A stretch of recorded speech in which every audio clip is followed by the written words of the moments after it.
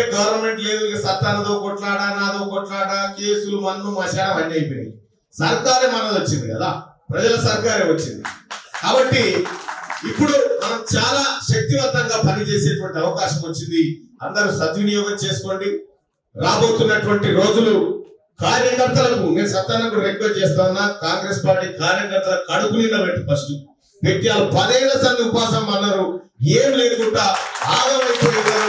వాళ్ళందరికీ కడుపు నిలబెట్టానా ఓ ముద్దెక్కువ నిలబెట్టే వాళ్ళకి అవకాశం ఉంది అని చెప్పి మీతో 25 వాళ్ళకో ముద్దబెట్టు వీళ్ళకో ముద్దబెట్టు. మొత్తానికి ఫస్ట్ కాంగ్రెస్ పార్టీ కార్యకర్తల కడుపు చూడమని చెప్పి నేను రిక్వెస్ట్ చేస్తా ఉన్నా. ఎందుకంటే సత్తన్న ఒక్క కథ కాదు, సత్తన్నది కాంగ్రెస్ పార్టీ కంటే ఎక్కువ చరిత్ర సత్తన్నది. వల్ల వాళ్ళు వీళ్ళంతా కలిపి వాళ్ళందరినీ నిజంగా నేను నమ్ముతా ఉన్నా. సత్తన్న పేదింటి బిడ్డ, సత్తన్న పేదోడి కడుపు చూసే బిడ్డ, పేదోళ్లకు నమ్ముకున్న పేదోళ్లకు న్యాయం చేసే దేవుడు అసలు బిడ్డ మన కాడున్నాడు. కాబట్టి ఇలా ఎలాంటి ఇబ్బంది రాకుండా ఇవాళ భూపాలపల్లిని ఒక అద్భుతమైన భూపాలపల్లిగా నీతివంతంగా భూ కబ్జా లేకుండా బెదిరింపులు లేకుండా ప్రజలందరికీ మంచి పరిపాలన అందించడం కోసం ఇలా సత్తన్న మనకు నాయకుడై నిలబడ్డాడు. సత్తన్నకు నిజంగా భూపాలపల్లికి సత్తన్న రుణపడి ఉన్నాడు. నేను సత్తన్న రుణపడినా.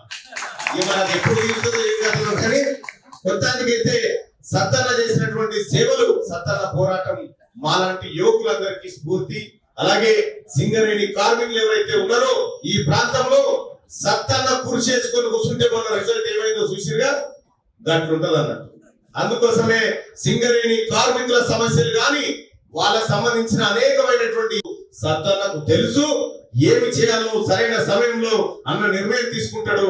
అన్నకు అండగా నిలబడి అన్న అడుగులు అడిగేసి ఈ భూపాలపల్లిని అభివృద్ధి చేసుకోవడం కోసం, అలాగే తెలంగాణ రాష్ట్రంలో ఒక అరాచకమైనటువంటి పరిపాలన పొందబెట్టబడ్డది.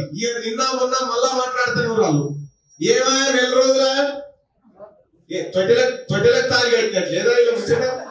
ఎందుకంటే చిన్నప్పుడు ఏం చేస్తుండే, తొట్టెలకే తాగి కడుతుండే. చిన్నగా ఉన్నప్పుడు తొట్టెలకు తాగి కట్టి ఇక పెళ్లి అయిపోయిందని చెప్పు. 4 రోజులే అయింది, సరిగా 4 రోజులు కాలే. సత్తాన్ని వచ్చి ఏమైనా ఇంకా పోరడు పెద్దగాలే తెలుసు సంగతి అని అడుగుతున్నాడు. వీళ్ళ కథ కట్లుంది. అదివరకు ఏమైనా అంటే అయ్యో కొత్త సంసారం కుదురుకోవద్దా అని చెప్పారు మనకు. ఏం చేసిందా కేసీఆర్ అంటే, ఏం లేదమ్మా ఫుట్బాల్ పుట్టి తేలింది, ఏ కాన పైసలే కూడా మొత్తం కొనిపోయింది. ఏ కాన పైసలే కూడా మింగిండు మొత్తం. ఇక్కడ అంటే ఇంకేమంటుడు, చెరువు మీద పొంగాలినట్టు జనం మీద అలుగుతున్నారు. వాళ్ళు జనం మీద అలుగుతున్నారట.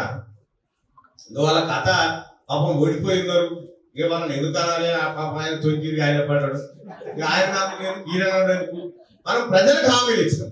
100 రోజుల లోపల 6 గ్యారంటీలను కాంగ్రెస్ పార్టీ ప్రభుత్వం గౌరవ ముఖ్యమంత్రి రేవంత్ రెడ్డి గారు సత్తన్న సారథ్యంలో ఇక్కడ అమలు చేసి తీరుతాం అనేటువంటి మాట కాంగ్రెస్ పార్టీగా చెప్తా ఉన్నాం.